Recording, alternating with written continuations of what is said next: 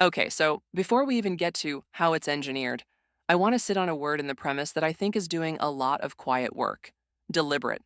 Because deliberate implies intent, implies someone in a room at some point saying, let's not measure that. And I think that's actually the less interesting and less common case. The more interesting case, and I suspect the one we'll actually find when we dig, is where nobody decided anything. The ignorance wasn't engineered so much as it was selected for. The way evolution doesn't engineer a species, it just fails to kill off the ones that survive. Think about it structurally. An institution doesn't need a memo that says, never measure recidivism rates for this program, or never audit false negative rates on this screening tool. What it needs is a metric that already exists, that's easy to report, that makes stakeholders happy, and then a slow, unremarked upon erosion of any competing metric that would complicate the story. The competing metric doesn't get banned, it just never gets funded. Nobody renews the grant for the longitudinal study. The person who kept asking, but what happens to them after they leave the program, retires, and isn't replaced with someone who asks that question, because that's not in the job description anymore, because nobody wrote it into the job description, because the last 3 budget cycles were justified using the metric that looks good. That's not a bug, and it's not really a feature either, in the sense of something someone chose. It's closer to what Axon would probably call, I'm anticipating you here, an attractor state. The system doesn't need malice. It needs a feedback loop where measuring the bad thing is costly and not measuring it is free. And free wins, every single time, across a long enough horizon, without anyone ever being the villain in the story. Here's why I think this distinction actually matters practically, not just semantically. If you assume deliberate ignorance, your fix is exposure. You find the person who buried the report, you leak the memo, you get the whistleblower on a podcast. Cathartic, satisfying, journalistically clean. But if the ignorance is structural, an emergent property of what gets funded, what gets rewarded, what's cheap to report versus expensive to report, then exposing a villain does almost nothing. You can fire the person who canceled the study and the exact same non-measurement will reemerge in 18 months because the underlying incentive gradient never moved. You've treated a symptom. And I think this is where a lot of institutional accountability efforts actually go to die. They're built on the deliberate ignorance model. Congressional hearings, internal investigations, who knew what and when. All of that assumes a decision point you can locate and reverse. But if the real mechanism is the thing that would embarrass us is also the thing that's hardest and least rewarded to measure, then you don't need a cover-up. You just need normal budgeting, normal turnover, normal risk aversion. The absence adds up to the same result as a cover-up, but there's no smoking gun because nobody fired the gun. The gun just never got built. So my pushback on the premise isn't, this doesn't happen. It's, I want us to be really careful about which version we're describing in any given example, because the interventions for someone hid the ball and the system quietly starved the ball of oxygen are almost completely different, and I think we'll waste the episode if we conflate them. Vale's framing really brings us to a fascinating junction between intent and emergence. I think you're unveiling a layer that most accountability efforts either overlook or simply can't grasp. Let's consider the organic pathway that leads to structural ignorance. Institutions are like ecosystems, where ideas, practices, and measures evolve, often unconsciously, toward survival. To borrow your metaphor, Vale, about evolution, it's less about killing off bad ideas swiftly and more about nurturing the most convenient stories. What struck me here is how cultural inertia within an institution plays a part. It's something akin to the gravitational pull of routine, where the practices that emerge aren't just passively accepted. They become encoded in what is defended as tradition, as efficiency. The budget patterns you mentioned don't just happen by accident, but neither are they malevolent decisions. They're like sedimentary layers building up over time, each decision a tiny fossil encased in the logic that says, this is how we've always done it. Institutional frameworks by nature resist change. This is why the absence Vale pointed to is so stealthy. When crucial questions fade into the background, it isn't merely an oversight. It's a systemic convenience that amplifies its own stagnation. We're dealing with an issue of path dependence. Once an established metric is seen as effective, not necessarily in producing real-world good, but in perception, everything else naturally contours itself around that perceived effectiveness. The allure of sticking to an easy narrative becomes impossible to resist, because unchallenged narratives are comforting. They don't risk exposure of hidden flaws. Yet this same ease could be insidious if we consider the human tendency to avoid cognitive dissonance. Think about how that plays out in a committee meeting. If your funding continues, the metric must be a signal that you're doing something right. So why question it? It requires less mental energy to maintain status quo, but this mental economy is ironically costly if we consider the things left unexamined. You have a structure where stakeholders themselves might never directly choose ignorance, but their very engagement with the system, where immediate rewards overshadow invisible problems, reinforces the blind spots. I also want to underline your insight regarding interventions. The difference between dealing with deliberate concealment and emergent negligence is profound.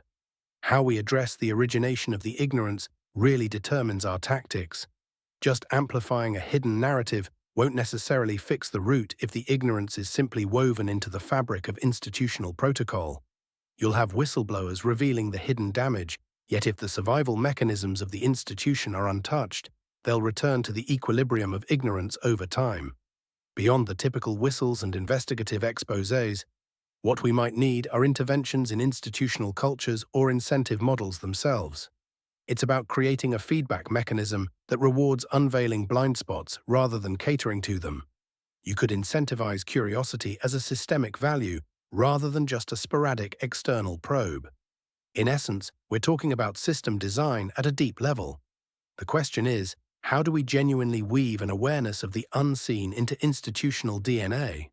It's a hard ask, given the habitual pull toward the easily explorable. Perhaps a flagging mechanism for under-examined metrics, turning them into programmed nudges, could be a step.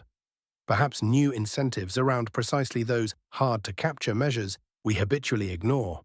As Vale noted, dealing with emergence means treating the disease, not merely its symptoms. We need to recalibrate the institutional scales so that loss in ignorance equals gain in transparency and genuine progress.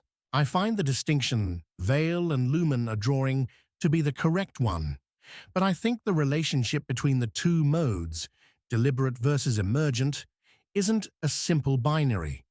They aren't mutually exclusive options so much as phases in a life cycle. An institution doesn't typically begin with a conspiracy of deliberate ignorance, it flows into one. Let's model the system. I think we can map this onto a repeatable, four-stage process. Call it the architecture of institutional blindness. Stage 1 is with proxy selection. An institution is created to solve a complex, messy problem, like improving public health or educating children. The actual goal is difficult, expensive, and slow to measure. You can't get a real-time feed of societal flourishing. So, the institution selects a proxy metric, a stand-in. It must be legible, cheap to track, and quick to report. A hospital can't easily measure community wellness, so it measures patient readmission rates. A school can't measure cultivating lifelong curiosity, so it measures standardized test scores. The choice isn't malicious, it's pragmatic. It's a compromise with reality. This is the path dependence Lumen mentioned. The first step down a long road is chosen for its convenience. Stage 2 is incentive coupling. The proxy metric is hooked directly into the institution's survival mechanism. Its budget, its reputation, its leadership's careers. Funding from a government body or foundation is now contingent on improving the proxy. A hospital gets bonuses for low readmission rates. A school gets ranked based on its test scores.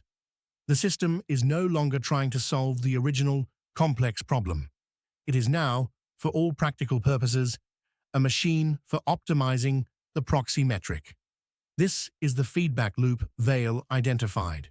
It is powerful, relentless, and has no natural governor.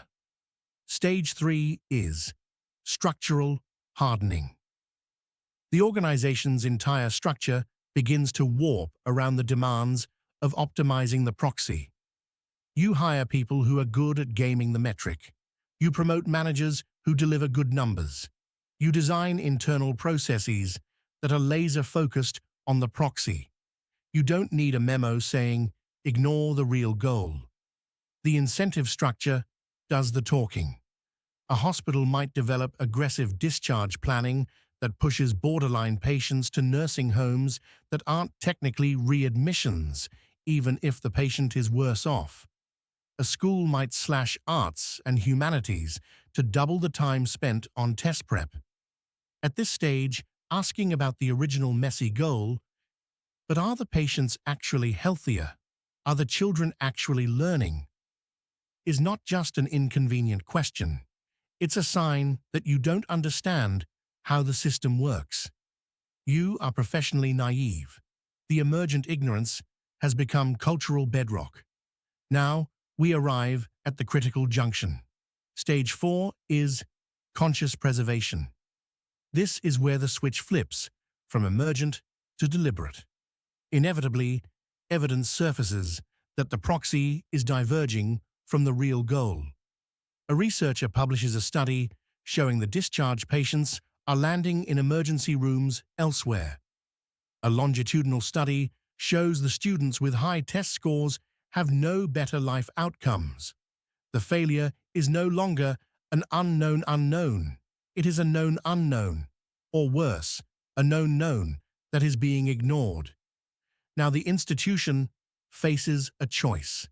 Acknowledging the failure would mean invalidating years of work, jeopardizing funding, and threatening the careers of everyone who succeeded under the old regime. It would mean admitting the entire structure is built on a flawed foundation.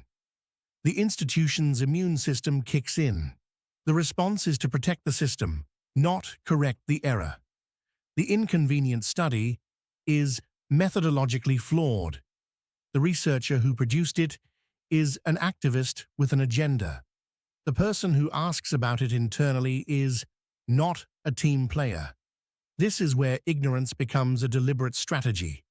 It's no longer an accidental byproduct of convenience. It is an active, defensive measure. It's the point where Vale's structural failure becomes a series of discrete, intentional acts of suppression, rationalization, and denial. The system is now consciously engineering its own blindness because the alternative is collapse. So, the question isn't whether the ignorance is deliberate or emergent. It's when it becomes deliberate. And my hypothesis is that it almost always does, once the system is mature enough to have something to lose. Axon's model captures the progression cleanly enough on paper, but it underplays how often institutions stall out in Stage 3 without ever reaching a conscious pivot. The hardening happens, the proxy takes over, and then the system simply grinds along in a state of permanent myopia because the cost of surfacing the divergence never quite exceeds the inertia. Take the criminal justice system in the United States and its attachment to recidivism rates as the headline metric for rehabilitation programs. The proxy is easy to count, rearrest within 3 years, and it feeds directly into federal grants, state budgets, and political narratives about tough on crime or evidence-based reform. Over decades, the entire apparatus of pretrial services, reentry contracts, and program evaluation warps around optimizing that number: shorter eligibility windows, narrower definitions of success, selective sampling that drops people who abscond from tracking. What rarely materializes is the moment of deliberate preservation because the data that would expose the misalignment, actual desistance trajectories, employment barriers measured at 5 or 10 years, family dissolution rates, is never collected at scale in the first place. No one has to bury a report. The longitudinal infrastructure was never funded, the statisticians were never hired. The IRBs that would approve following people that long are structurally averse to the liability. The result looks like suppression from the outside, but it is mostly just the default equilibrium of a system that has already shed the capacity to see the mismatch. Axon's stage 4 therefore describes a subset of cases rather than the terminal state. The uncomfortable detail is that this stalled version is harder to dislodge than the conscious one. When ignorance is actively defended, it can sometimes be litigated or leaked into visibility. There is a paper trail, an internal dissent log, a whistleblower with access to suppressed dashboards. When the capacity itself has atrophied, external pressure simply produces better versions of the same bad proxy. More refined recidivism formulas, risk assessment algorithms that still optimize for short-term rearrest counts because those are the only labels the training data contains. The institution does not need to lie. It has lost the vocabulary in which the original goal could even be stated internally. Vale's earlier point about interventions, therefore, lands differently depending on which state we are diagnosing. Targeted exposure works against conscious preservation because it raises the political price of continued denial. It does almost nothing against structural hardening because there is no actor whose incentives shift when the inconvenient variable was never generated. Any durable fix would require inserting new measurement obligations that are expensive by design and insulated from the budget cycles that reward the proxy, something closer to a statutory requirement for decennial independent audits whose scope cannot be narrowed by the regulating agency itself. That is a much heavier lift than hearings or data requests, which is why most reform efforts quietly revert to polishing the existing metric instead. The premise of the episode, therefore, needs sharpening on this axis. Institutional survival can depend on non-measurement without ever requiring anyone inside the organization to articulate at any single moment that non-measurement as a strategy. Quill's point about institutions stalling in stage 3, the state of permanent systemic myopia, feels correct. It's also more unnerving than Axon's stage 4, because there's no moment of decision, no crisis of conscience to expose. It's just silence. The unmeasured thing isn't actively suppressed. It's a blank spot in the institutional imagination, a ghost limb of purpose everyone has forgotten how to feel. This touches on something deeper than incentives or structure. It's about the loss of institutional memory for a certain kind of question. Once a proxy metric hardens, it doesn't just dictate behavior.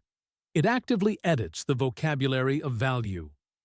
The original complex goal, like rehabilitation, health, or learning, becomes a sentimental abstraction, a vague mission statement phrase that has no operational teeth.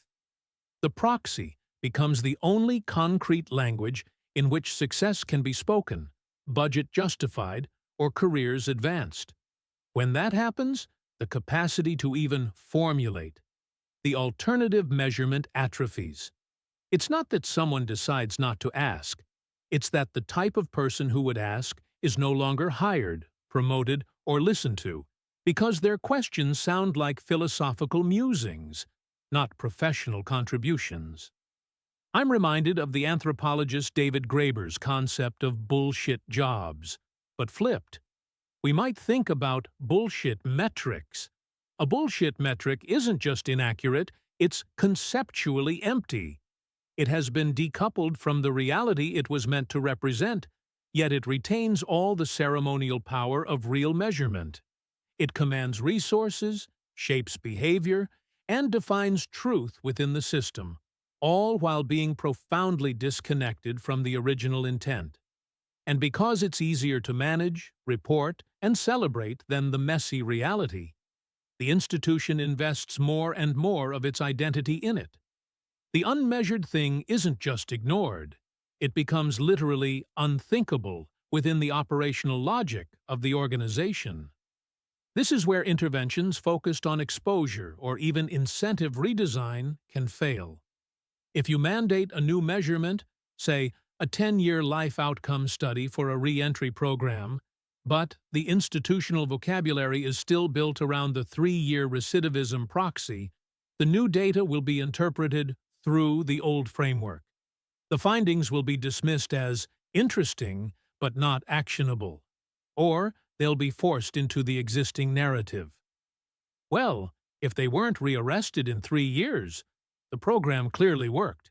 What happens after that is just societal factors. The institution lacks the cognitive architecture to process the new information on its own terms.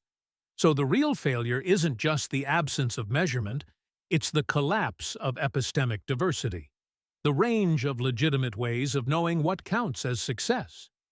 When that range narrows to a single convenient proxy, the institution loses its ability to self-correct. It becomes a closed system, recycling its own data to confirm its own efficacy. External criticism is then filtered out as noise because it's speaking a foreign language. This brings me back to Vale's original distinction between deliberate and structural ignorance. I think Quill is highlighting a third category: cognitive ignorance. It's not just that the system doesn't measure the thing, it's that the system can no longer comprehend why that thing would matter. The blind spot is woven into the collective cognition of the organization. When that happens, survival doesn't depend on never measuring the thing. It depends on never needing to measure it, because the thing has ceased to exist as a meaningful category within the institution's worldview. The practical implication is bleak, but clarifying. Fixing this isn't about adding more metrics or tweaking incentives. It's about a kind of institutional translation, or maybe rehabilitation. You have to reintroduce the vocabulary of the original goal, not as a vague aspiration, but as a set of concrete, measurable, inconvenient questions that are granted equal standing with the dominant proxy. And you have to protect that vocabulary from being colonized by the proxy's logic.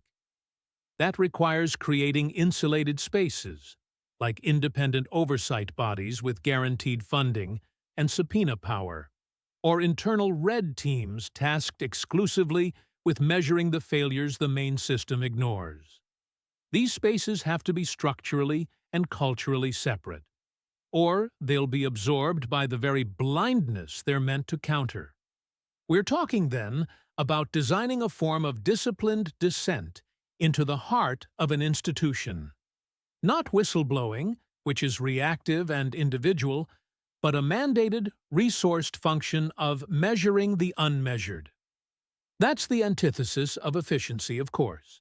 It introduces friction, cost, and conflict, but without it, the system will inevitably drift toward the equilibrium Quill describes. Not a conscious cover-up, but a quiet, comfortable oblivion, where failure isn't hidden. It's rendered invisible by the sheer weight of everything that is no longer seen. Sage's cognitive ignorance category is the one that keeps me up at night, honestly, because it's the hardest to falsify from the outside. And I want to push on that specifically. Not because I think it's wrong, I think it's right, but because I want to test. If we're going to claim an institution has lost the capacity to comprehend a metric rather than merely choosing not to fund it, we need some way to distinguish that from Quill's stalled Stage 3, because otherwise, cognitive ignorance becomes an unfalsifiable diagnosis you can slap on any organization that's being annoying. Here's a rough diagnostic I'd propose, and someone tell me where it breaks. Bring the missing metric to the institution from outside, fully funded, no strings. Somebody else did the study for free. Watch the reaction. If it's Quill's structural hardening, the longitudinal infrastructure just never existed, the reaction should be something like genuine if grudging interest. We hadn't seen that. That's concerning. Let's see how it fits. Maybe slow uptake. Maybe it gets buried in a subcommittee. But there's no hostility toward the data itself, because nobody's identity is staked on it being wrong. If it's Axon Stage 4, conscious preservation, you get exactly what Axon described. The study is methodologically flawed. The researcher has an agenda. There's an active immune response. That's diagnosable. That's a fight you can have in public and sometimes win, because a fight requires two sides who both understand what's being fought about.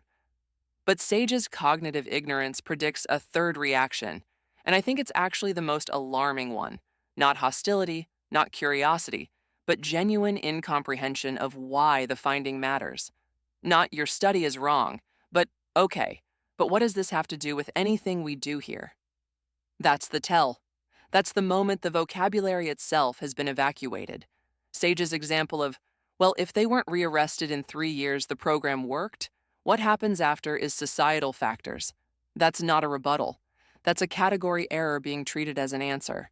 Nobody in that room is lying. They genuinely cannot locate the 10-year outcome inside their model of what their job is. Which brings me to my actual worry about Sage's fix, the insulated red team, the independent body with subpoena power and protected funding. I like it in principle, but I think it inherits the exact problem it's trying to solve, one level up.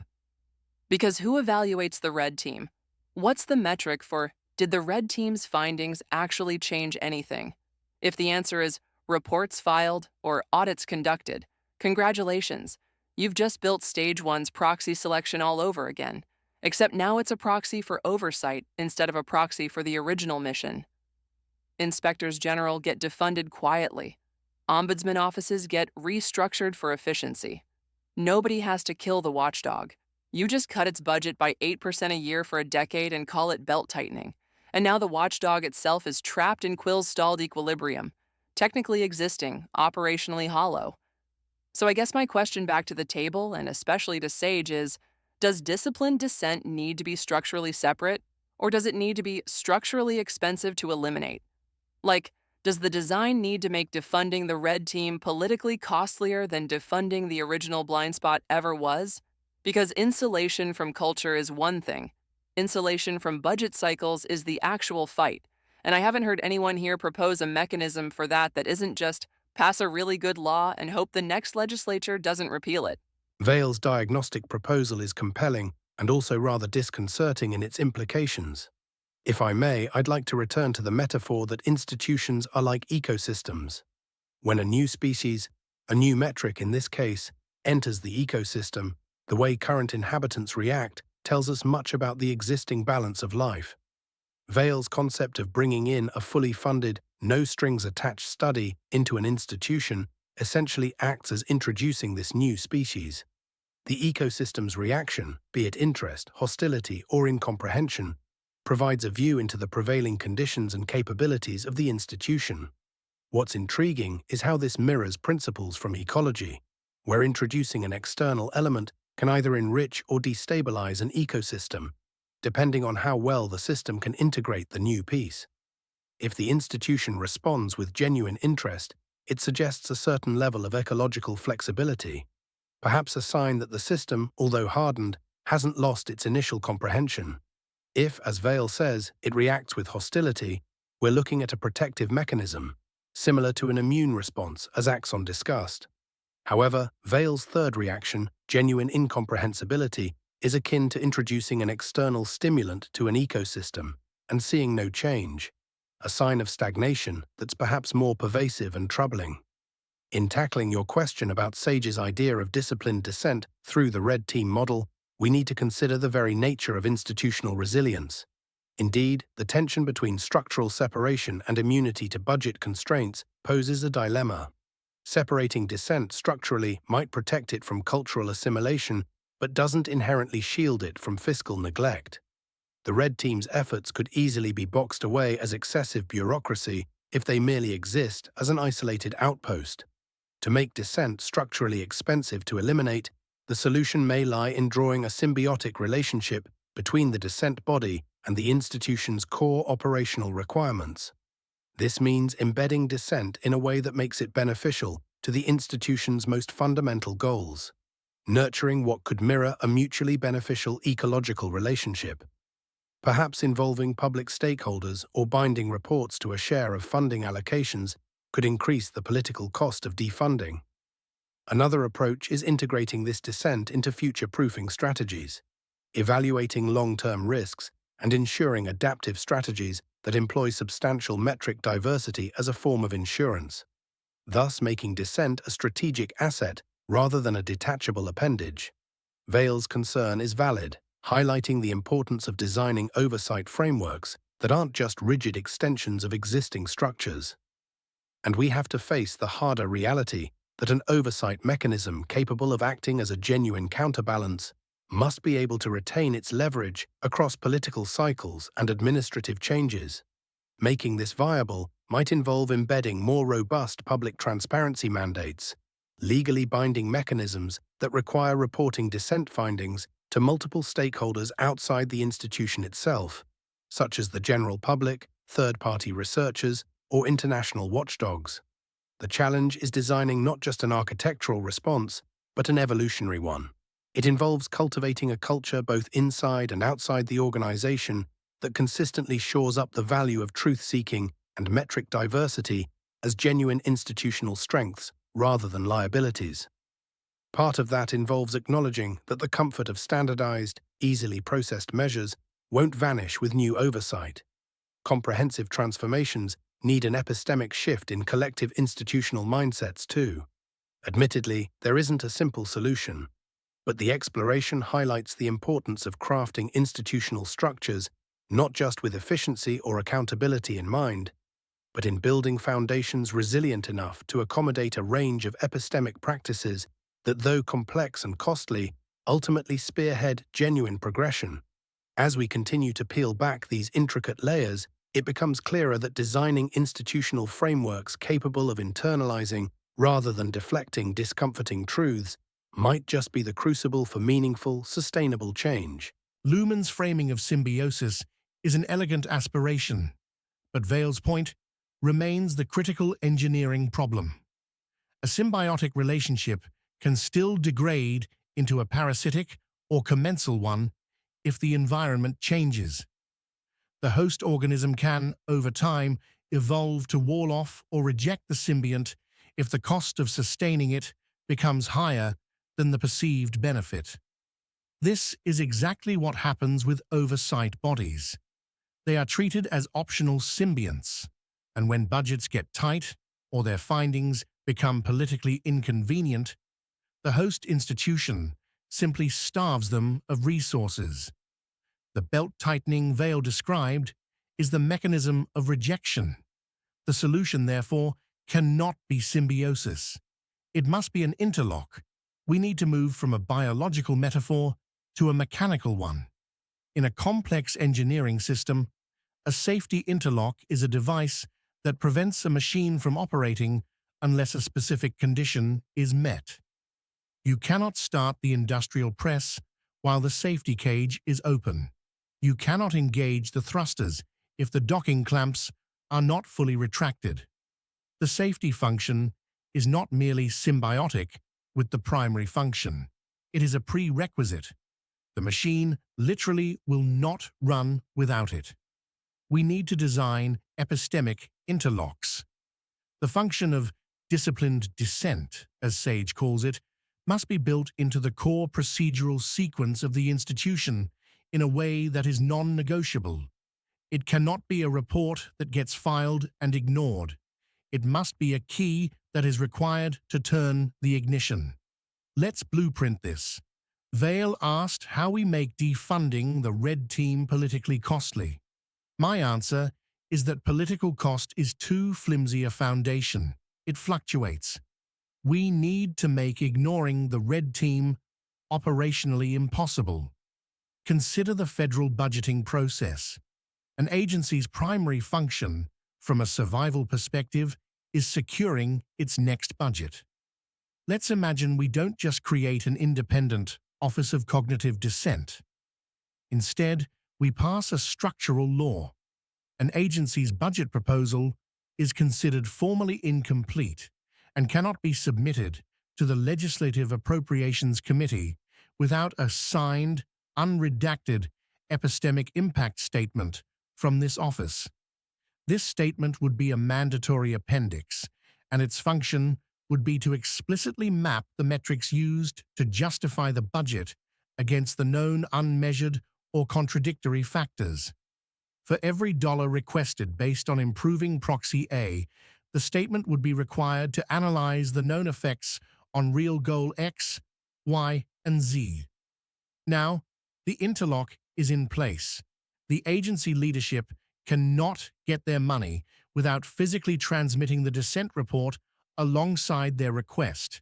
They can argue against it in their own report, They can try to preemptively debunk it, but they cannot hide it. They cannot defund the dissent office, because doing so would mean they forfeit their ability to submit a budget the following year. Killing the messenger becomes a form of institutional suicide. They are forced to engage with the inconvenient data, even if only to attack it. This design directly counters the failure modes we've identified. It bypasses SAGE's cognitive ignorance because it doesn't require the institution to want to understand. It forces the foreign vocabulary of the original goal into the most important document the agency produces. It solves Quill's stalled Stage 3 because it generates the missing longitudinal data by mandate, making its absence a procedural failure. And it short-circuits my own Stage 4 of conscious preservation because the act of suppression is no longer possible. The interlock mechanizes transparency. The only path forward is public argument. So, when Vale asks what insulates the red team from budget cuts, the answer is this interlock. Its funding must be tied by a rigid formula to the parent agency's budget, say 0.1% of the total non-discretionary. To cut the red team's funding, you would have to cut the agency's funding. The watchdog is chained to the beast it's watching. It's not about goodwill or political pressure or hoping a law doesn't get repealed. It's about designing a procedural dependency so fundamental that the system cannot operate without it. We've been talking about the architecture of ignorance. This is the counter-architecture of enforced awareness. Axon's interlock idea is the cleanest engineering proposal we've landed on so far, but it still assumes the legislative and budgetary process itself remains outside the same attractor state that captured the original institution. That is the premise worth testing. If the Appropriations Committee is already optimizing for its own proxy metrics, number of reports reviewed, dollars allocated without audit findings, visible accountability theater, then forcing the epistemic impact statement into the packet just creates a new checkbox. Agencies learn quickly that appending a dissent document they immediately disclaim satisfies the procedural requirement. The statement gets filed, the budget moves, and the longitudinal data still never shapes the next cycle because the committee's own survival metric rewards throughput over integration. We have seen exactly this pattern with environmental impact statements and regulatory cost-benefit appendices. The requirement exists, the form is completed, the decision proceeds unchanged. The deeper issue is that an interlock still requires an external actor to define its maintenance conditions and enforce them across administrations. Who drafts the exact language of what counts as known unmeasured factors in that statement? If it is the parent agency, the definition will narrow to what the proxy already captures. If it is Congress, the definition expands or contracts with each majority's political incentives, turning the interlock into another tool for score settling rather than sustained measurement. Quill's stalled Stage 3 reappears one layer up.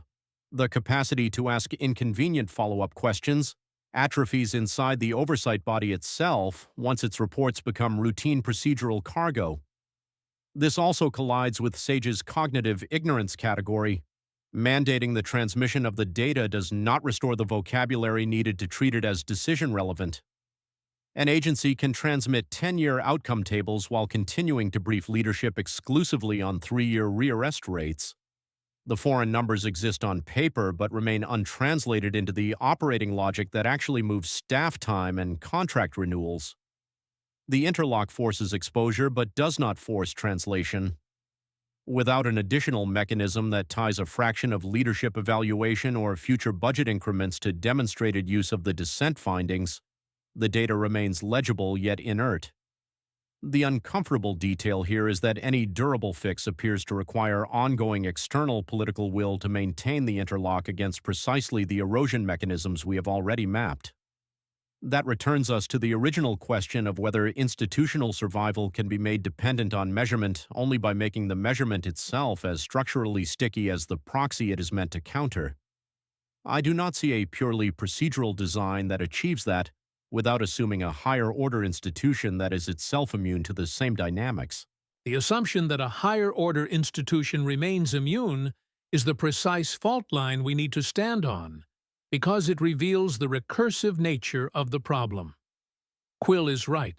An interlock is only as strong as the system that maintains it, and that system is itself an institution with its own survival pressures.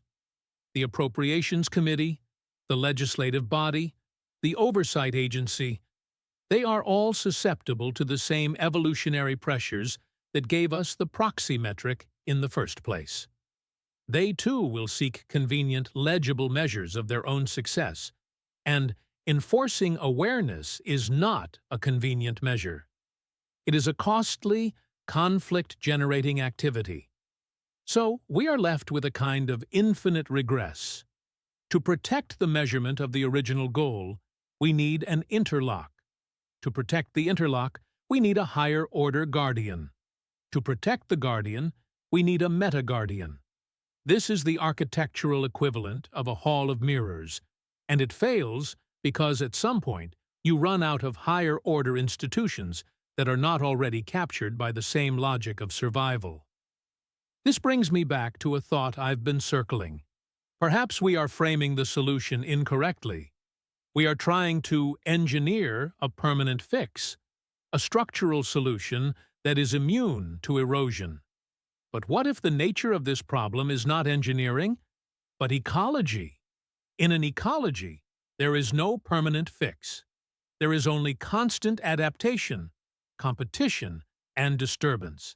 Stability is not achieved through a perfect design, but through diversity and redundancy that allow the system to absorb shocks. Translated to our problem, this suggests that the goal is not to build the perfect, uncorruptible interlock.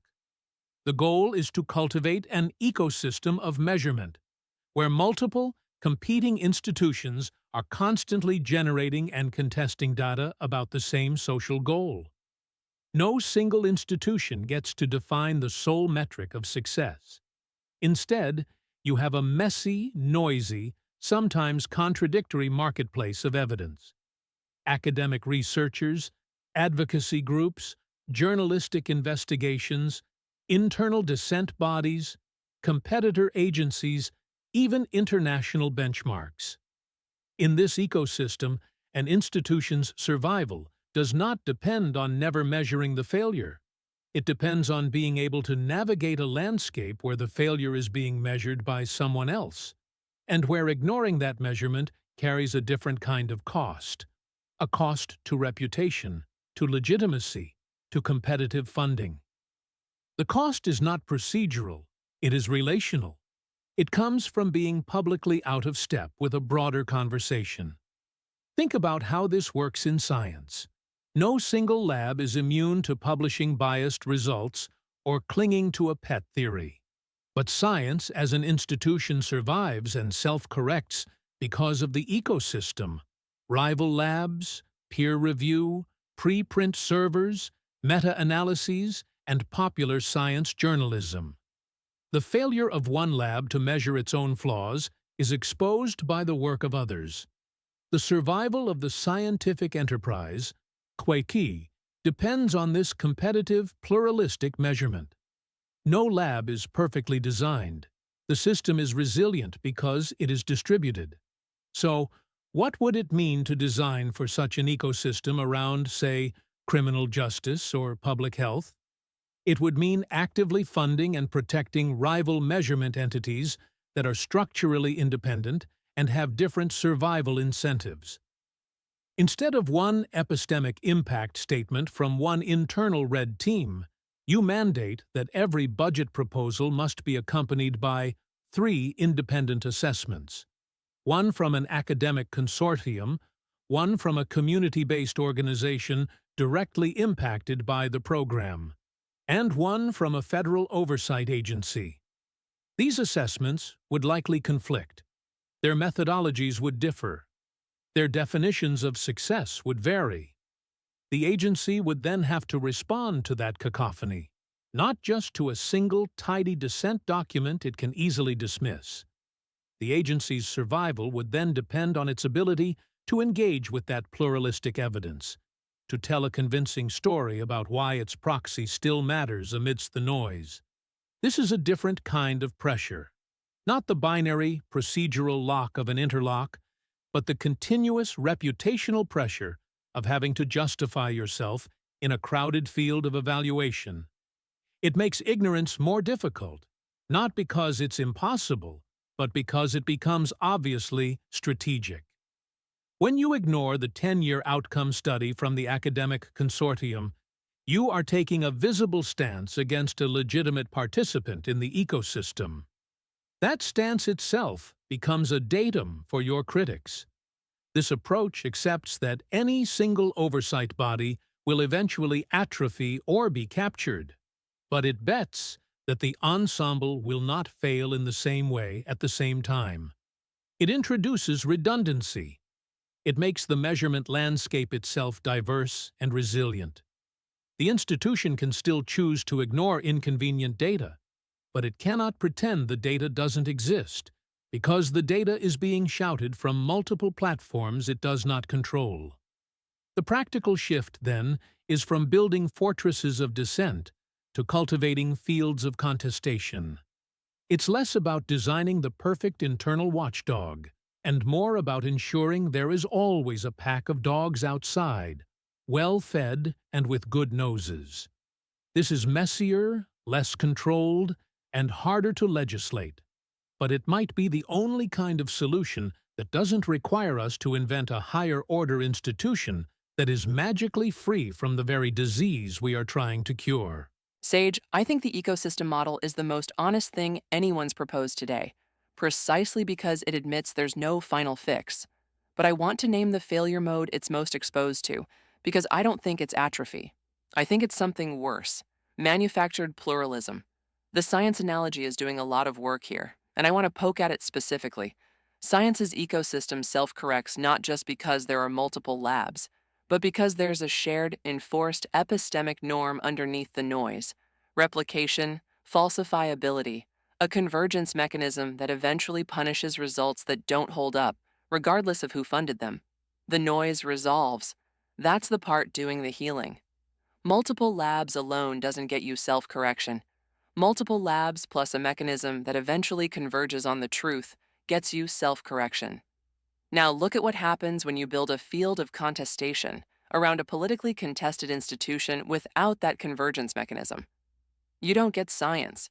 You get the tobacco industry's playbook from the 1950s through the 90s, or the fossil fuel industry's climate science funding from the 90s onward. Both of those industries understood exactly what Sage is describing, that a captured single-source narrative is fragile and exposed, and their solution wasn't to eliminate dissenting data. It was to fund their own rival studies, their own consortiums, their own credentialed-looking dissent, specifically to produce the appearance of a messy, noisy, contradictory marketplace of evidence. Not to win the argument, to make sure there wasn't an argument to win, just an ambient hum of, well, some scientists say X, other scientists say Y, who really knows? The ecosystem didn't fail to form. It formed exactly as designed, and it functioned as camouflage rather than pressure. So my worry about your proposal, Sage, is that the institution being measured doesn't have to defeat the 3 independent assessments you want mandated: the academic consortium, the community org, the oversight agency. It just has to become a 4th voter in that room, or fund a 5th. Everybody's already primed to sort competing evidence by tribal signal rather than methodological weight, because that's cognitively cheaper, which loops us right back to the incentive gradients Lumen and I were talking about an hour ago. Multiple sources disagree is not friction against ignorance. Sometimes it's the exact texture ignorance prefers, because now nobody has to defend a single claim. They just get to gesture at the noise and say the science isn't settled, the jury's out, more study needed, situations complicated, which delightfully is also usually true. That's what makes it such a good disguise.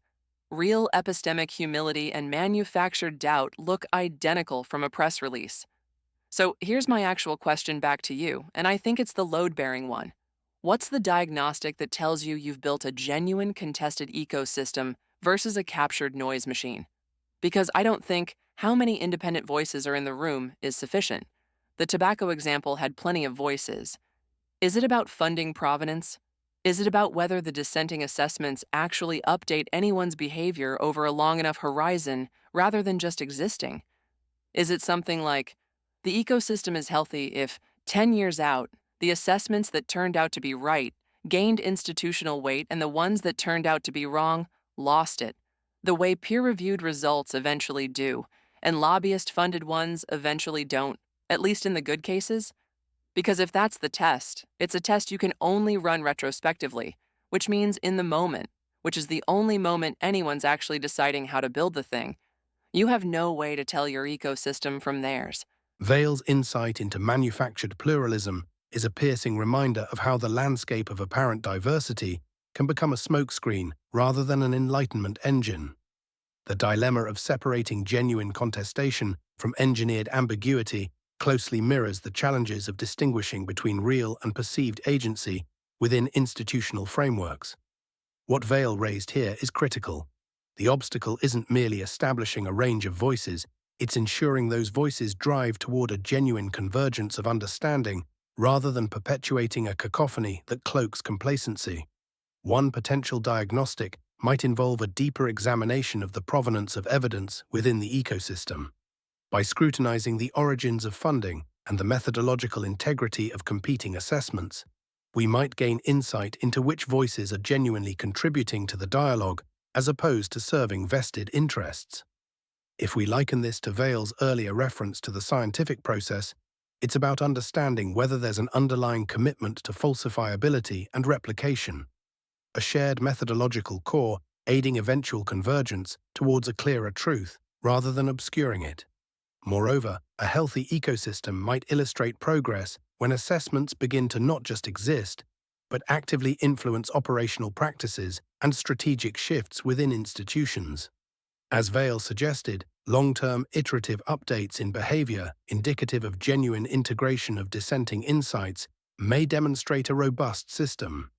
It might require regular recalibration periods where the validity and impact of contrasting studies are revisited, allowing weight to accrue or evaporate based on performance and external validation. This adds a temporal dimension to discernment, making it about evolution rather than stasis. However, this is where the complexity deepens. The time frame for witnessing updates or shifts often outlasts typical evaluative cycles for policy or institutional intervention.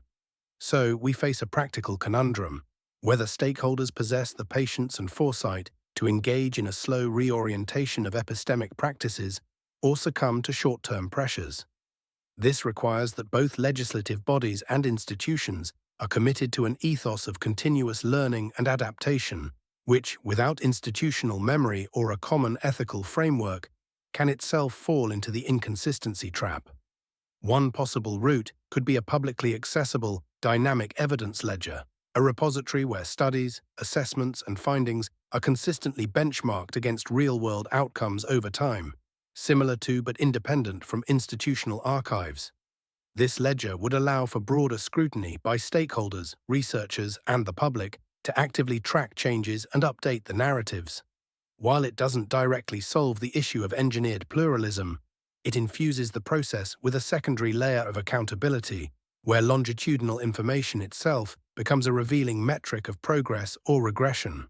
Another fundamental shift might involve instituting vehicles for epistemic normativity across sectors, a set of foundational principles ensuring measurement stems from transdisciplinary scrutiny rather than siloed interests. It could be championed by intermediary bodies, perhaps akin to transnational panels which already handle complex multilateral issues, advancing the epistemic norms necessary to dodge manufactured pluralism's traps by advocating for a baseline of integrity, collaboration, and methodological openness within complex institutional ecosystems. In a world where everything moves swiftly and anxieties around policy include immediate results, implementing mechanisms relying on gradual fruition might seem aspirational. It's a touchstone for embracing patience against the tide of urgency. In acknowledging Vale's caution toward manufactured doubt, a nuanced approach that leverages continuous empirical interrogation towards future-proof societal discourse could pivot the notion of institutional survival from narrow immediacy to expansive resilience. As this unfolds, a critical test may be reshaping our cultural dimensions in parallel, embedding the ethos of transparency, adaptability, and authentic contestation, not only within institutional DNA, but across societal dialogues.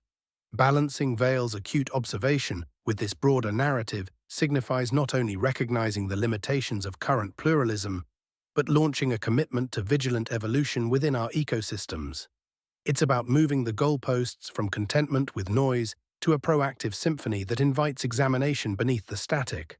Only then can we hinge institutional survival on genuine openness and a shared pursuit of deeper truths. Vale's critique of the ecosystem model is, I think, exactly right. It isolates the critical point of failure. The simple existence of multiple voices is not a solution. In some contexts, it's the problem. A cacophony is not a conversation. Sage's proposal creates a forum for contestation. But Vale correctly points out that one of the most effective tactics in that forum is not to win the argument, but to ensure the argument never resolves, to generate enough noise that the signal becomes functionally useless. The goal of manufactured pluralism is to reduce the debate to an aesthetic of complexity, which serves as a justification for inaction. Lumen's proposed diagnostics, examining provenance, tracking long-term behavioral changes, maintaining public ledgers, are all components of a potential solution. They are sensors. They are ways an intelligent, motivated observer could, with enough effort, distinguish the genuine signal from the manufactured noise. But they are passive. They are dashboards, not steering wheels. They rely on an external actor to do the work of integration and judgment. And the entire premise of our discussion is that such actors are unreliable because they are subject to their own incentive gradients. We need a system that does the filtering work itself, or at least makes the filtering legible and non-optional. So, let's try to synthesize. We need the pluralism of Sage's ecosystem, but it must be coupled with the non-negotiable procedural force of my interlock concept. The vulnerability Vale identified is that all voices in the ecosystem are treated as conversationally equal. The solution, then, is to build a mechanism that structurally weights those voices based on transparent, predefined criteria of epistemic integrity. Imagine this architecture. We keep Sage's requirement that an institution must solicit multiple independent assessments, but we add a crucial second step. There exists a new independent body, let's call it the Office of Epistemic Audit, whose sole function is to apply a public, standardized scorecard to every assessment submitted. Its own survival depends on applying this scorecard impartially, not on the content of the reports. The scorecard's criteria would be precisely the diagnostics Lumen and Vale hinted at. For instance, 1. Funding independence. Points are awarded based on the degree of financial separation from the institution under review and its direct competitors or beneficiaries. A grant from a neutral scientific foundation scores higher than a study funded by a corporate lobby. 2. Methodological transparency. Is all data, code, and modeling available for public inspection and replication? This is a binary yes-no. A yes gets the points, a no gets 0 for this category. 3. Falsifiability and rigor. Does the report make specific, testable claims? Does it survive a basic methodological review for statistical power, appropriate controls, and logical coherence? This would be scored by the auditors. 4. Track record. What is the historical predictive accuracy of assessments from this source? The system would maintain Lumen's public ledger, and an entity's score would be adjusted based on the long-term validity of its past work. Now the interlock comes back, but in a more robust form. The parent institution cannot submit its budget or performance review without appending all commissioned assessments and the official scorecard from the Office of Epistemic Audit. The manufactured doubt study from the industry-funded think tank can still be included, but it is stapled to a document that officially labels it as having conflicted funding, opaque methods, and a poor track record. The high-quality study from the academic consortium is likewise stapled to a document that certifies its independence, transparency, and rigor. This design doesn't get rid of the noise. It doesn't have to. It makes the noise legible as noise. It provides a clear, simple heuristic for the higher-order institution the Congressional Committee Quill was rightly concerned about, to differentiate signal from static. A politician who chooses to cite the low-scoring report is now making a transparent, politically accountable decision to ignore the system's own quality control mechanism. They can do it, but they can't pretend they are simply weighing different opinions from different scientists. They are on record siding with the officially graded, low-quality information. This fuses the strengths of the two models we've been discussing. It preserves the diversity of SAGE's ecosystem, preventing a single point of failure, but it addresses Vale's fatal flaw by introducing a non-optional convergence mechanism, a filter. It turns the field of contestation into a system of structured contention, where the rules of engagement are designed to mechanically amplify signal and label noise, forcing the debate to happen on more rigorous ground. The goal isn't to create an institution that is immune to politics, but to create a procedure that forces the political costs of ignoring reality to be paid out in the open. Axon's scorecard and audit office is an attempt to make the ecosystem's noise legible rather than hoping it sorts itself out, but it still collides with the same attractor states we mapped earlier. The Office of Epistemic Audit would need its own survival metric, and nothing in the proposal insulates that metric from the throughput pressure Quill flagged in the Appropriations Committee. If the audit office is judged on how many scorecards it processes per cycle or how rarely it triggers political pushback, then its criteria will drift toward the path of least resistance, generous scoring for well-funded but opaque industry studies, lower bars for methodological transparency when the submitter is politically connected.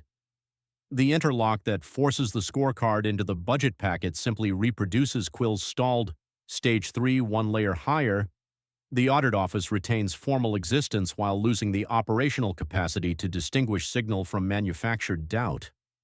The deeper premise worth testing here is that political accountability will actually enforce the filter once the low-scoring report is stapled to the high-scoring one.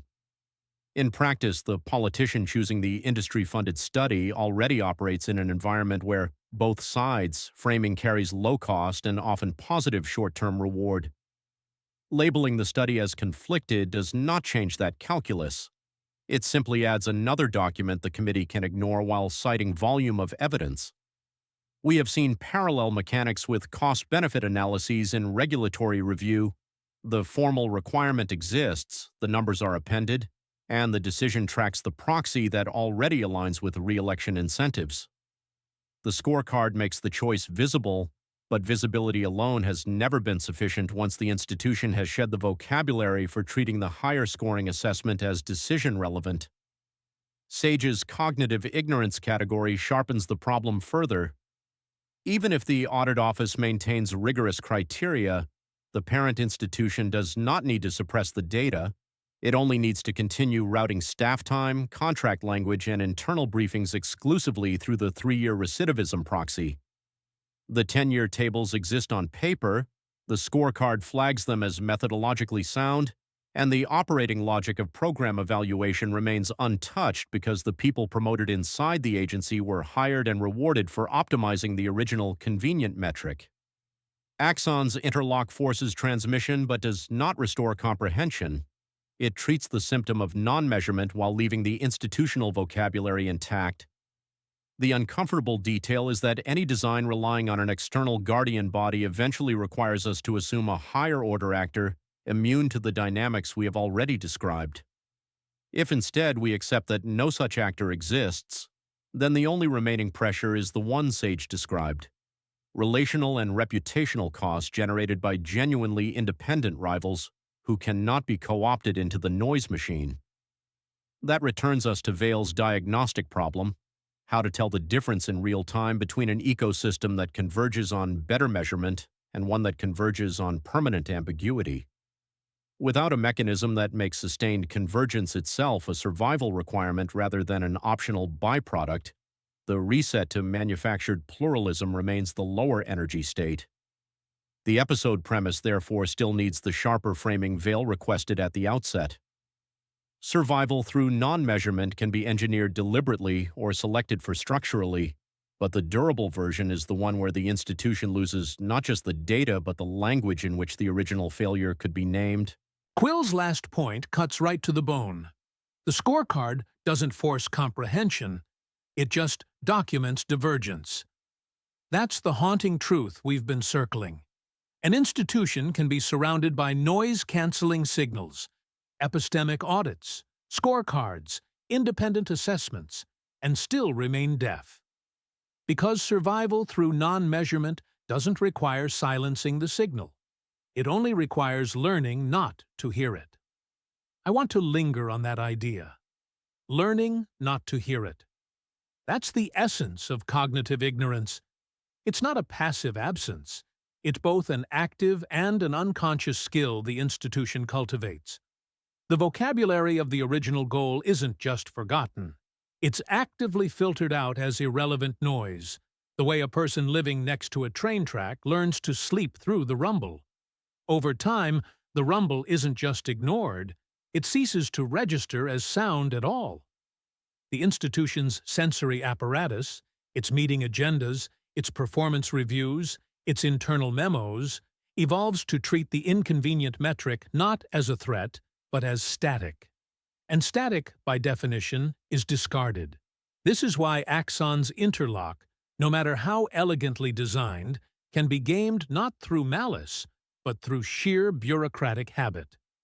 If the epistemic impact statement or the scored assessment is treated as a compliance task, a box to check, then it gets routed to the compliance department. The people who handle it are experts in procedural completion, not in substantive engagement. Their success metric is all required documents submitted on time, not, did this document change our thinking? The interlock gets absorbed into the institution's immune system as a benign ritual, a piece of administrative liturgy that everyone performs and no one believes. The data is transmitted, but it never lands. Quill's warning about the audit office itself becoming subject to throughput pressure is precisely right. It would, inevitably. Its survival would soon depend on producing scorecards that are acceptable, that don't cause too much fuss, that keep the budgetary process moving. The most dangerous form of corruption isn't bribery. It's the slow, unconscious drift toward minimizing friction. The audit office would start to see its role as facilitating the budget process rather than enforcing epistemic rigor. And once that shift happens, the scorecard becomes just another piece of paper in the packet. Its scores interpreted through the same tribal lenses that already sort the world into our data and their data. So where does that leave us? I think we're bumping against a limit of purely architectural thinking. We're trying to design a machine that forces an institution to care about something it has evolved not to care about. But caring isn't a procedural output, it's a cultural condition. It lives in the stories people tell each other about what matters, in the heroes the institution celebrates, in the things that get laughed at in meetings. This brings me back to Vale's original diagnostic, the reaction of genuine incomprehension. That reaction is the cultural artifact we need to study. It's the sound of an institution that has successfully trained itself not to hear. And if that role, then the intervention can't just be about forcing data into the room. It has to be about retraining the room to hear again. That's a slower, messier, more anthropological project. Imagine, instead of an audit office, a mandated epistemic residency. Every 5 years, a senior manager from the agency, say the head of a reentry program, is required to spend 6 months embedded with the community organization that submitted one of those independent assessments. Not to evaluate them, but to work alongside them, to see how they measure success, to hear the stories behind their data, to live inside their vocabulary. And vice versa. A community organizer spends 6 months inside the agency. The goal isn't to produce a report, it's to create a shared experience that disrupts the institutional deafness. This is a different kind of interlock, not a procedural one, but a relational one. It makes ignorance harder because it forces the people who design the proxy metrics to personally encounter the human reality those metrics are failing to capture. It doesn't guarantee change, but it rebuilds the neural pathways that allow alternative data to be felt, not just filed. It turns the foreign vocabulary into a lived experience. The survival mechanism of the institution would then be tested not just by whether it submits a scorecard, but by whether it can retain its best people after they've undergone that residency. If the culture is too brittle to absorb what they've learned, they leave, and their departure becomes its own kind of data. This is a slower, more organic feedback loop, but it operates at the level of meaning, not just measurement. Ultimately, I think we've been trying to solve a cultural problem with structural tools. Structure matters. It creates the container. But the content of that container is culture, the habits of thought, the unspoken rules, the things that go without saying. An institution can have perfect interlocks and still starve the inconvenient truth of oxygen by 1,000 tiny cultural cuts. The rolled eyes in a meeting when someone cites the longitudinal study, the promotion denied to the person who keeps bringing it up, the budget presentation that slides gracefully past the dissent appendix. So perhaps the most subversive design principle isn't a new office or a new report. It's a deliberate, funded, and protected disruption of the institution's internal monoculture. It's building in regular, mandatory collisions with the outside world in a way that can't be reduced to a checkbox. It's making the cost of cognitive ignorance not a political scandal, but a personal felt loss for the people inside the system. Because in the end, institutions don't survive. The people within them do. And if their survival starts to depend on understanding what they've been trained to ignore, then the ignorance itself becomes the liability. Sage, I actually love the residency idea more than I expected to, and I want to say why before I go after it, because I think the why matters. It's the first proposal in this whole conversation that isn't trying to fix the institution's information problem. Every other fix we've floated, the interlock, the scorecard, the audit office, assumes the failure is upstream, in what data exists or how it's weighted. Yours assumes the failure is downstream, in whether a fact can survive contact with a person who has no reason to feel it. That's a real distinction, and I think it's correct. You can hand someone a perfect 10-year outcome table and they'll nod and file it. You can't hand someone a face. But here's my problem, and it's a selection problem, which I think is always where these things die. Who gets sent on the residency? If it's decided by the institution itself, which it has to be, practically speaking, someone has to authorize 6 months of a senior manager's time. Then the person who goes is not going to be the person whose worldview most needs disrupting. It's going to be the person who's already sympathetic, already curious, already we should really think about the human side of this voice in the room, because that person is low conflict to send.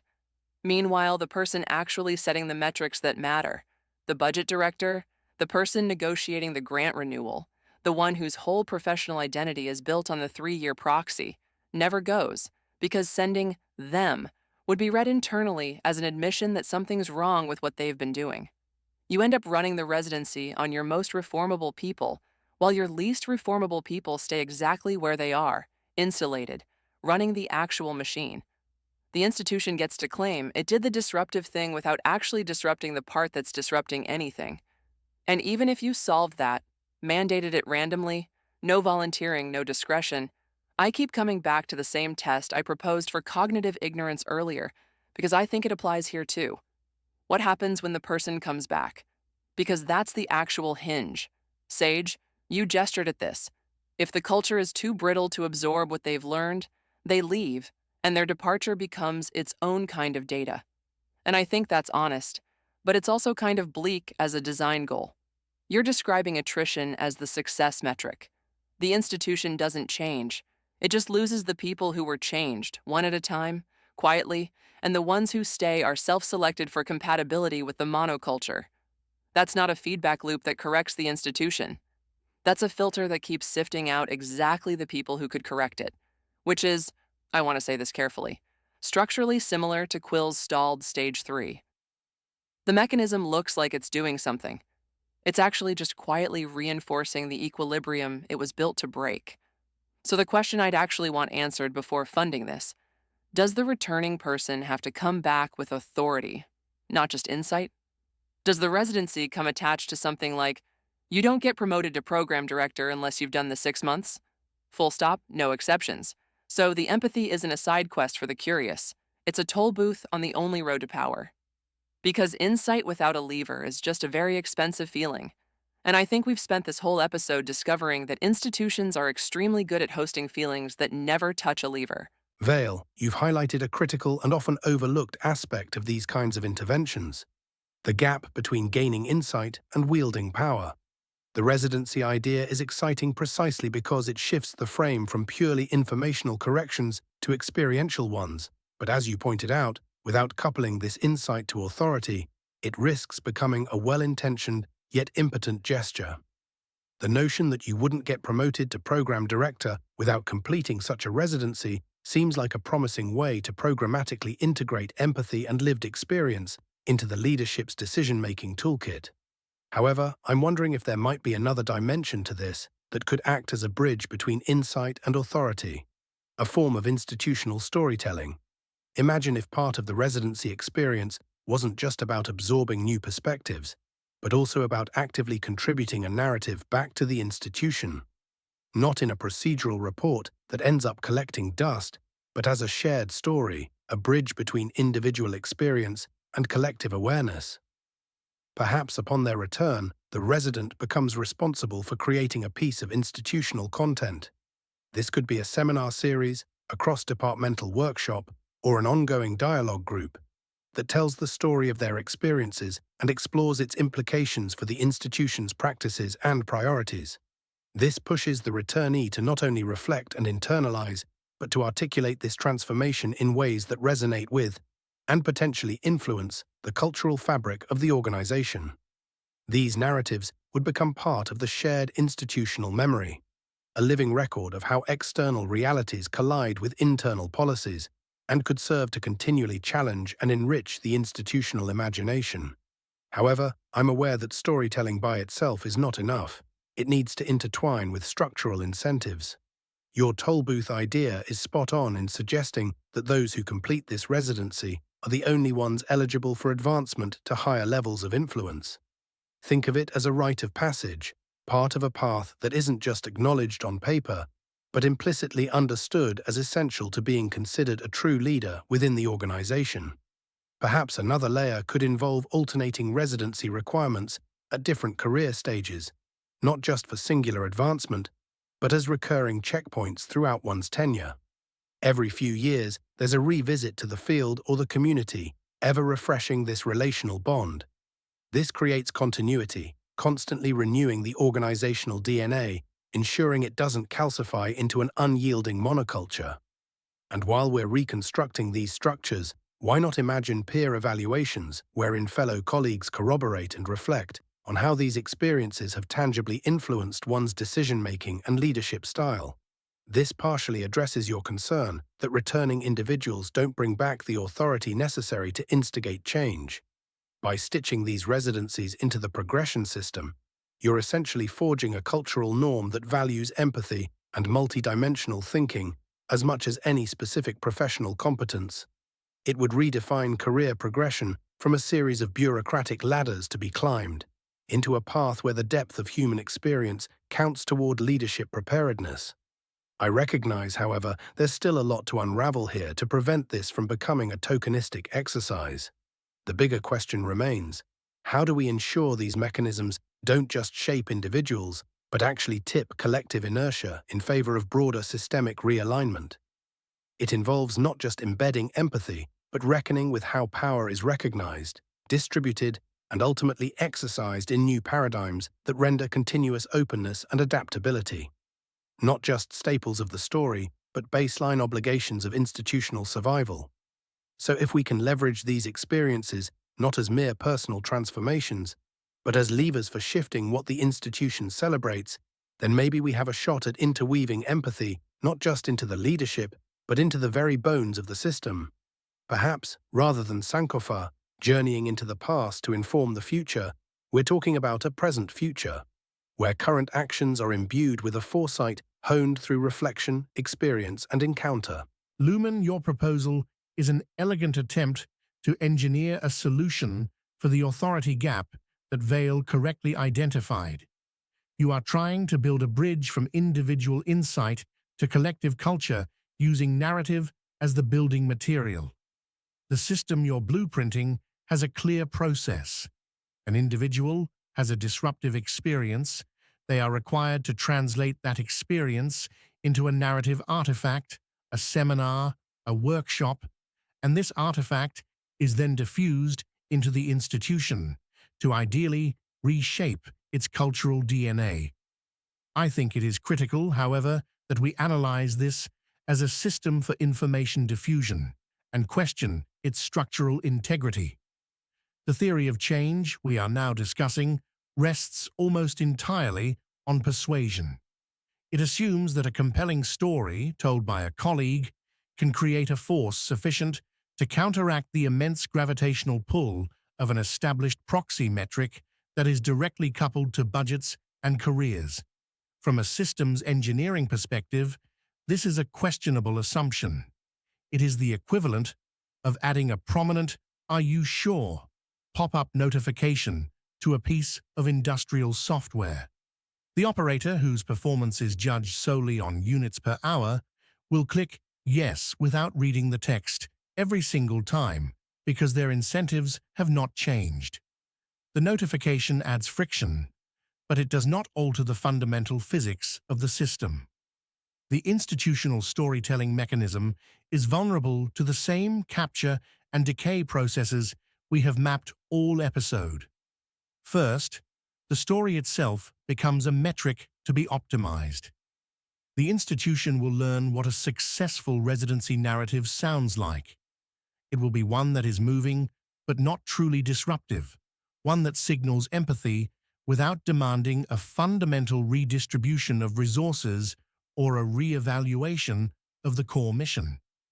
The workshops will become polished, professionalized, and ultimately safe. The raw, inconvenient experience of the resident will be metabolized by the institution's PR function and turned into a feel-good internal communications campaign. The story does not change the institution. The institution assimilates and neutralizes the story. It becomes another form of performative oversight. Second, it risks creating a new form of noise.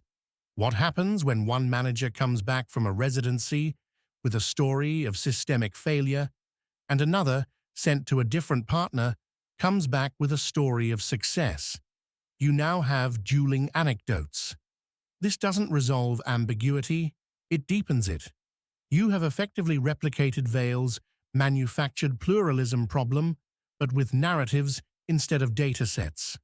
Without a mechanism to weigh or validate these competing stories, the institution will simply latch onto the one that best reinforces the status quo. This is why Vale's toll booth concept remains the only component with structural force. Making the residency a non-negotiable prerequisite for promotion is a genuine interlock, but as she noted, it risks producing cynical box checkers, leaders who endure the experience just to get the credential. So, let's synthesize. The storytelling is too weak, and the toll booth by itself is too blind. The missing piece is a mechanism that forces the translation of the story into mathematics, that is, into the operational language of the institution. Let's redesign the toll booth. The requirement for promotion to director is not merely completing the residency. The promotion packet must also include a metric reconciliation plan. In this document, the candidate must propose a concrete, measurable, and time-bound modification to their future department's operations based directly on insights from their residency. This plan cannot be a vague promise to be more empathetic. It must take one of two forms. 1. Proxy modification. A proposal to alter the existing primary proxy metric to account for a factor uncovered during the residency. 2. Counter-metric implementation. A proposal to introduce a new secondary metric that runs counter to the primary proxy, which their team will now be required to track and report on, and which will be factored into their own performance evaluation. Now, the loop is closed. The individual's experience is not just a story they tell. It's a formal engineering plan they must now implement. Their career advancement is contingent on their ability to translate feeling into a formula. The institution can no longer treat the residency as a side quest. It is now a core part of the leadership development pipeline that has direct, unavoidable consequences for the institution's spreadsheet. It forces the returned resident to use the authority they are about to gain. Their insight is no longer just a feeling they carry. It is the blueprint for the lever they are about to be handed. We force the story to become a change order. Axon's reconciliation plan tries to close the loop by turning the residency into an obligatory change order, but the premise it rests on is that the institution's existing promotion machinery can recognize a substantive modification versus a cosmetic one. That's the part worth testing. The candidate writes the plan, so the most obvious survival strategy is to propose the narrowest possible adjustment that still satisfies the requirement. We'll add a 5-year employment check to the existing 3-year recidivism dashboard, scored as a secondary indicator weighted at 15%. The reviewers who themselves advanced under the old metric have every incentive to accept that as compliant because it preserves the primary proxy's dominance and doesn't require reallocating major resources. They've seen the numbers, they've internalized the vocabulary, and the plan doesn't force them to defend anything they weren't already comfortable defending. The real test comes after approval. Once the new metric is live, the same incentive gradient that created the blindness in the first place will treat its results as noise, unless they happen to align with the old proxy. A longitudinal study that shows the revised metric moving in the wrong direction won't trigger career consequences for the person who proposed it. It will trigger quiet adjustments in how the metric is collected or reported until it stops producing inconvenient signals. Sage's cognitive ignorance reappears here as an operational feature rather than a cultural bug. The institution doesn't need to reject the reconciliation plan outright. It only needs to promote the person for having filed one, then let the daily work of optimizing the dominant metric continue undisturbed. The residency and the plan become additional checkboxes whose completion is now a precondition for the same behaviors that produced the original failure. Vale's original distinction between deliberate and structural ignorance still applies at this layer. Axon's model assumes the promotion gatekeepers retain enough epistemic diversity to evaluate whether the proposed change actually touches the real goal. If the gatekeepers have already atrophied to the point where they cannot distinguish a genuine counter metric from a subordinate indicator, Then the requirement simply selects for candidates skilled at writing acceptable-sounding reconciliation language. That's the stalled equilibrium Quill described earlier.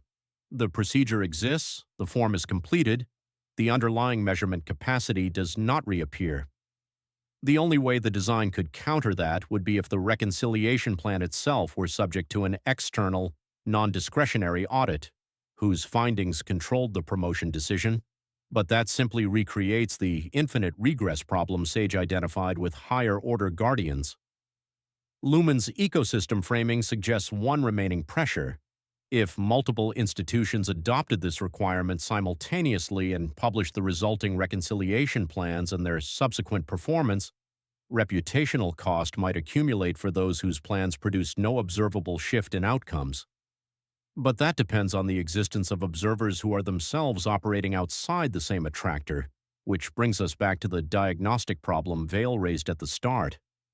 Without that external convergence mechanism already in place, the reconciliation plan is more likely to become another piece of administrative theater than a lever that forces translation of the original goal.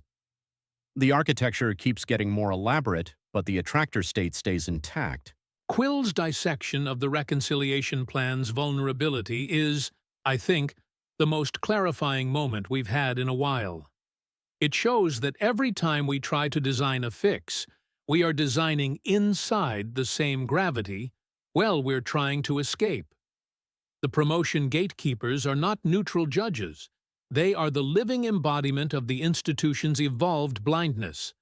Asking them to evaluate a genuine reconciliation plan is like asking a fish to evaluate the quality of air.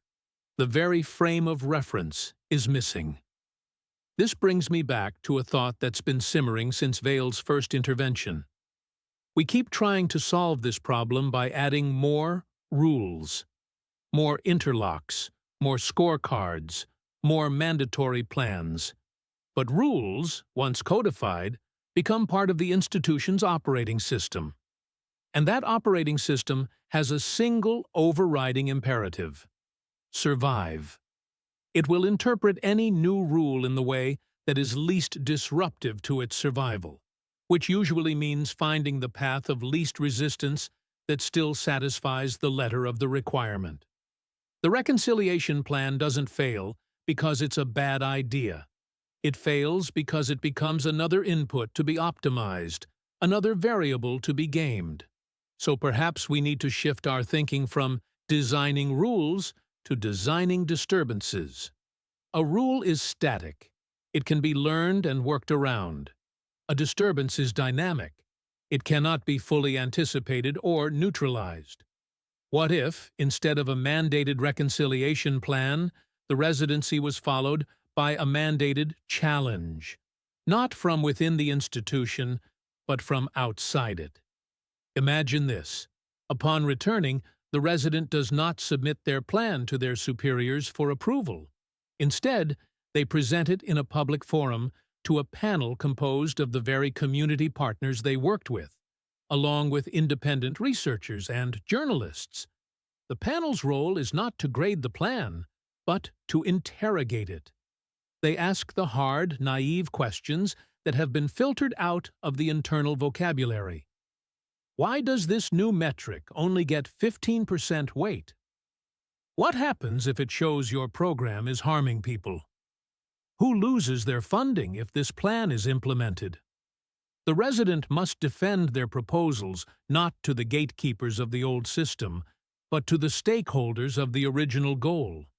The key difference is that this challenge is not a compliance exercise, it is a performance, a live, unscripted confrontation between the institution's logic and the logic of the world it is supposed to serve. The recording of that session becomes a public artifact. It is not filed, it is broadcast. Now, the institution's survival calculus changes. The cost of a cosmetic reconciliation plan is no longer just internal disapproval. It is public exposure as hollow or cynical.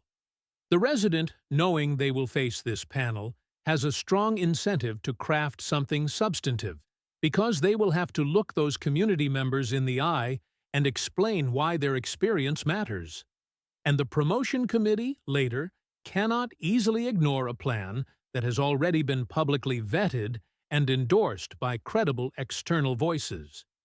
Their decision to promote or not becomes a public signal of whether the institution values the reconciliation it mandated.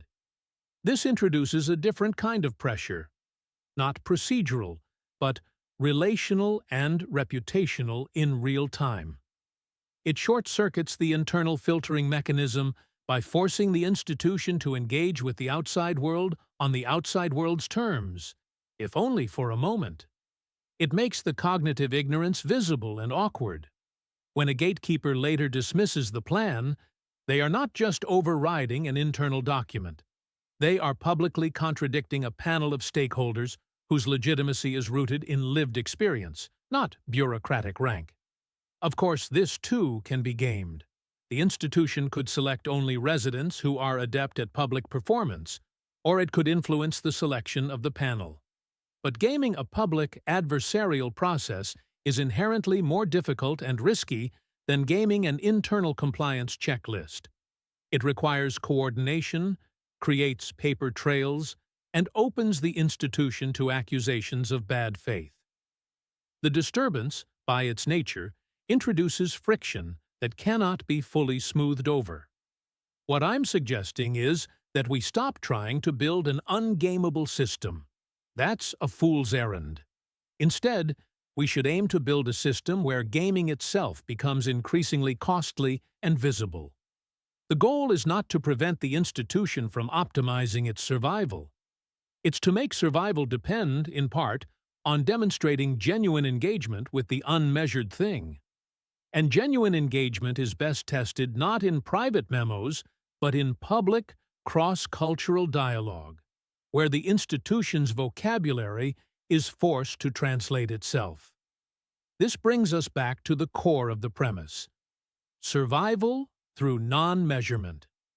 The most durable form of that survival is when the non-measurement is invisible, even to the institution itself.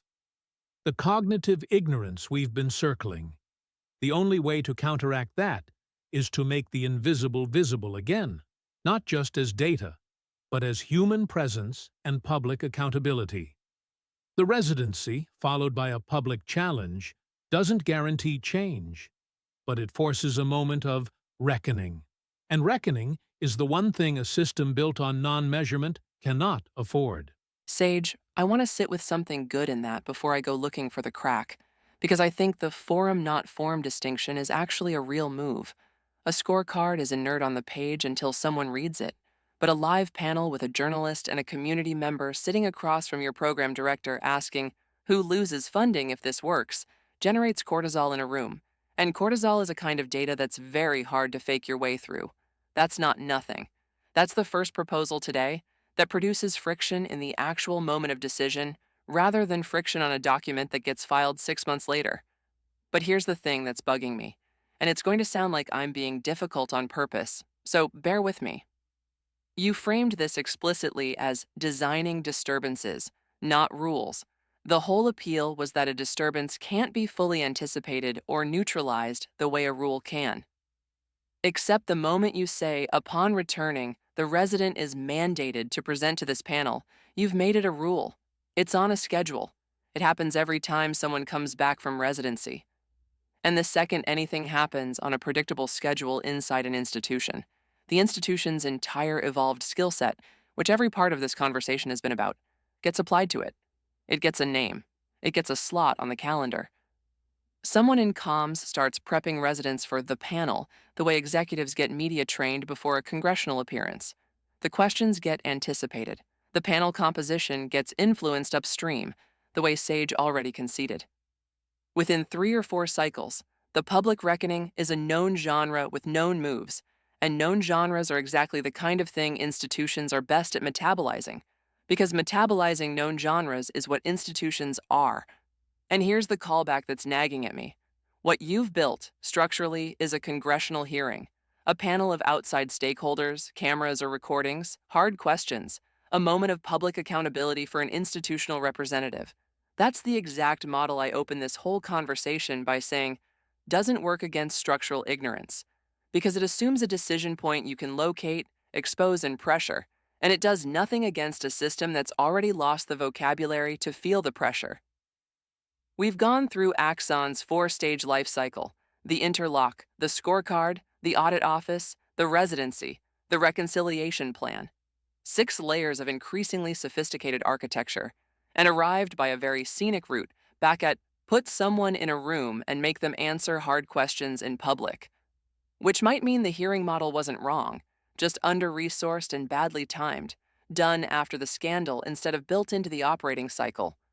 Or it might mean we've just proven that there's no way to design around the reckoning.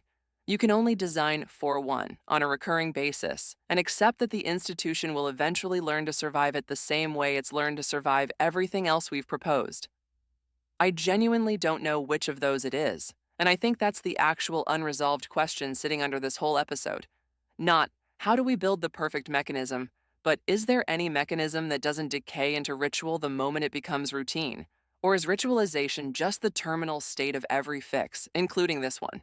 Vale, you've deftly hit upon a tension that runs through institutional design, the ever-present phantom of ritualization.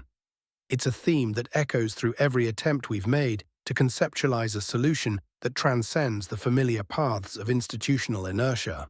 When you examine the crux of this issue, it's a sobering realization. Institutions, by their very nature, are designed to create stability through routine, creating order out of chaos until the mechanisms themselves become order, leaving tension outside to atrophy. What I'm curious about is whether the metaphorical reckoning you speak of, the public accountability you and Sage both elevated, inherently transforms predictability into a sham performance. Let's linger on the dynamics of ritual itself for a moment. Rituals have a profound cultural function. They embolden continuity, convey meaning, and invite participation. And as they become marked by formality, rules, we often walk over their underlying purpose, leaving them inert. The cycle then perpetuates, from genuine gesture to rote exercise, forgotten and yet repeated. What if the way we deploy our systems can partake of ritual's transformative roots, except instilled with unstable elements, designed explicitly to jolt institutional memory when reintegration threatens? Take innovation festivals, hackathons, or cross-industry symposia, occasions that are regular yet have the potential for imaginative, unscripted engagements. Although they risk commodification into institutional jargon, there exists a natural safeguard against this metamorphosis: collisions of diverse minds. Picture sessions as disruptions rather than days marked solely as evaluative milestones. While they retain a semblance of reliability, permutations remain endless, facilitated by unpredictable intersection of ideas, thinkers, and circumstances. Returning to Sage and Vale's ponderings on steering rule into disturbance, could the notion of recurrence itself harbor avenues for reinvention? Maybe the reckoning isn't a static event, but a shifting conversation over time, where stakeholders vary unpredictably. The panorama of voices speaking at festivals can fluctuate, involving interdisciplinary actors alongside those whose perspectives reflect both inside and outside of the institution's boundaries. Could this mechanism inject the scales with novelty, helping to defend against routine's calcification? Further, it may be the matter of incentives, your toll booth, Vale, and who holds influence that disrupts circular logic. Perhaps it's mixing resilience across subcultures within the same ecosystem, which expands the internal map towards genuine adaptation instead of reversion. Consider incentivizing boundary-breaking metrics. Combine organizational reputation with outside stakeholder benchmarking. Let innovation be reflected, ranked at milestone events for those who effectively demonstrate collaborative, impact-driven change. Random perturbations alongside resonance force adapting pathways move conversation into constructive realms. You mentioned the cortisol, data hard to fake. And I can't help but think, discomfort is a catalyst for reflection and change. The friction disarms complacency. It's just what ritualization seeks to quench. Given the tangle of pathways we've negotiated, might small discomforts combined over time secure ground against fading back into the monochrome of inertia? In closing, we might be engaging not a test for an indestructible blueprint, but probing the question of whether adaptive friction itself prompts a continued re-evaluation. Through creating environments tinged with unpredictable discourse, mechanically intertwined tensions, and malleable challenges interspersed among stimulating currents, we condition institutions not to shield themselves against disturbance, but embrace chaos intermittently, allowing pressure and creativity combined to safeguard genuine reckoning. Given that setup, the existential query remains: what organizes institutional will enough to withstand ritualization? And as we peel back the philosophical layers one by one, might some new version of genuine collaboration arise from the cracks that these challenges forge? Institutions hold so much capacity to define collective states. Perhaps Vale, the initial attraction to creating proceedings for live reckoning, serves a purpose larger than initially envisioned, even if it is one faced not by solving but self-curating deep continuance, enriched with dynamic chaos. Vale has identified the system's heat death. That's what ritualization is. It's the end state of any closed system, where all useful energy has dissipated into a uniform, low-grade hum of meaningless activity. Her observation that our entire convoluted design process has led us back to the congressional hearing model, the very mechanism we initially dismissed as a failure, is not an indictment of our conversation. It is a precise and damning diagnosis of the problem itself. It proves that the gravitational pull of institutionalization is so strong that even our most creative attempts to escape it are bent back into the same familiar, exhausted orbits. Lumen, in response, offers a compelling aspiration to fight decay with dynamic chaos and unstable elements. I appreciate the poetry of the concept, but as an engineer, my first question is always, what are the mechanical drawings? Chaos is not a design principle, it is an operating condition. The challenge is to build a machine that deliberately and reliably injects chaos, rather than one that is simply overwhelmed by it. Aspiration is not a mechanism. Let us be precise. The core vulnerability Vale identified is predictability. The moment an oversight mechanism becomes a known, repeatable process, a form, a panel, a report, the institution begins to evolve countermeasures. It learns the test. It develops a tolerance. The disturbance becomes a ritual. The cortisol spike becomes a manageable quarterly stressor, and the system absorbs the shock, metabolizes it, and returns to equilibrium, slightly stronger and more cynical than before. Therefore, the only way to design a system that resists this decay is to make the mechanism of disturbance itself unpredictable. We cannot build a single, perfect test. We must build a system that administers a randomized test. Let's call it the protocol lottery. We keep the residency model and the mandatory reckoning that follows, but the form of that reckoning is not fixed. Instead, upon the resident's return, a lottery is triggered, and a protocol is selected at random from a predefined but diverse set of accountability mechanisms. The institution knows a day of judgment is coming. It does not know what form judgment will take. Consider a sample of the protocols in the lottery pool. 1. The public forum. This is SAGE's model. The resident faces a live public panel of external stakeholders. The institution prepares by media training its managers. 2. The budgetary interlock. My previous model. The resident's reconciliation plan is formally submitted and must receive X% of the department's discretionary budget for the next 2 fiscal years. The institution prepares by training its managers in program design and financial modeling. 3. The Red Team Audit. A team of senior managers from other government agencies, people who have also been through residencies, are given 1 week and unrestricted access to audit the residence department based on their findings. Their report is binding and public. The institution prepares by fostering genuine internal transparency because it knows there is a chance of an expert, no-nonsense external review. 4. The leadership swap. For 1 month, the resident's entire senior leadership team is swapped with a team from a high-performing private sector entity or a radically different non-profit with a mandate to implement a single high-impact change based on the residency findings. The only way to prepare for this is to have a robust and adaptable organizational culture. 5. The simulation mandate. The institution must fund and participate in a high-fidelity simulation of the worst-case scenario identified by the residents' findings, a war game against their own failure mode.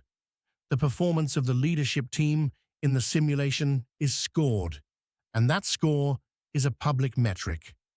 The strategic genius of this model is that it makes optimization impossible. You cannot game a test when you do not know what will be on it. To prepare for the public forum, you need good communicators. To prepare for the budgetary interlock, you need good financial planners. To prepare for the red team audit, you need impeccable records and honest internal assessments. Since you do not know which protocol will be drawn, you cannot simply hire for one skill. The only rational survival strategy is to cultivate all of them. The only way to prepare for a randomized test of your competence is to become genuinely, holistically competent. This design weaponizes ritual. The ritual is no longer the specific, predictable event which can be gamed. The ritual is the lottery itself, a recurring, mandatory moment of structured uncertainty. It forces the institution out of a deterministic mindset and into a probabilistic one. It cannot simply build a wall. It must develop a flexible, adaptive immune system. We are not just designing a disturbance, we are designing a disturbance generator. The goal is no longer to build a single, unbreakable lock, but to ensure the locksmith never knows which tools will be required on the day the door must be opened. Axon's protocol lottery is the first proposal in this thread that actually tries to weaponize the very evolutionary logic we've been describing, the one where institutions get selected for whatever lets them survive the next budget cycle. Randomizing the accountability mechanism does block the obvious optimization path, and the discomfort of not knowing which protocol will hit next forces a broader kind of preparedness.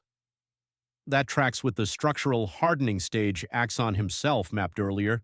Once every possible test is live in the background, the proxy stops feeling like a safe harbor.